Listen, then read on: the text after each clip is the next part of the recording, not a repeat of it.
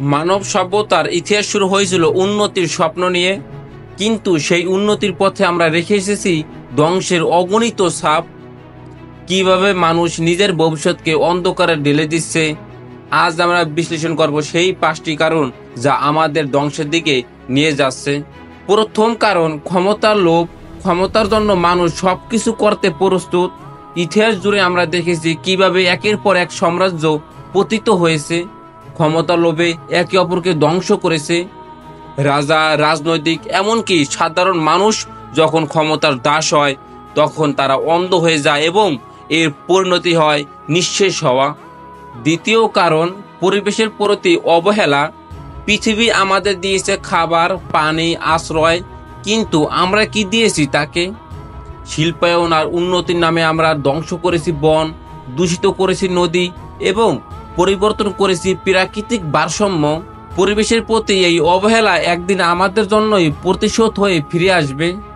তৃতীয় কারণ, নৈতিক অবক্ষয়। মানুষের মধ্যে যখন সততা, ন্যায়পরায়ণতা এবং মানবিক মূল্যবোধ হারিয়ে যায় তখন সমাজের ভিত্তি দুর্বল হয়ে যায়। লোভ, হিংসা এবং অমানবিক আচরণ কেবল ব্যক্তি নয়, পুরো জাতির জন্য ধ্বংস নিয়ে আসে। এই নৈতিক অবক্ষয় মানুষকে তার আসল শক্তি থেকে দূরে সরিয়ে নিয়ে যায়।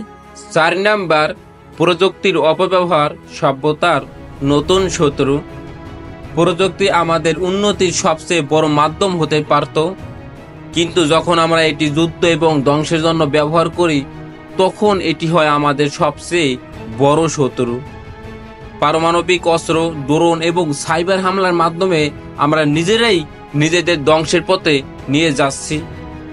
প্রযুক্তির অপব্যবহার যদি না থামে তাহলে সভ্যতার শেষ খুব কাছেই। পঞ্চম এবং সবচেয়ে বিধ্বংসী কারণ, লোভ ও বৈষম্য।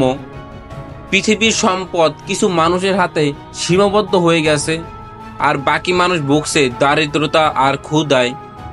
এই বৈষম্য থেকে জন্ম নেয় বিদ্বেষ, হিংসা এবং সমাজের ভেতরে বিদ্রোহ। সমাজে যখন এই বৈষম্য গভীর হয় তখনই তা ধ্বংসের দিকে যেতে শুরু করে।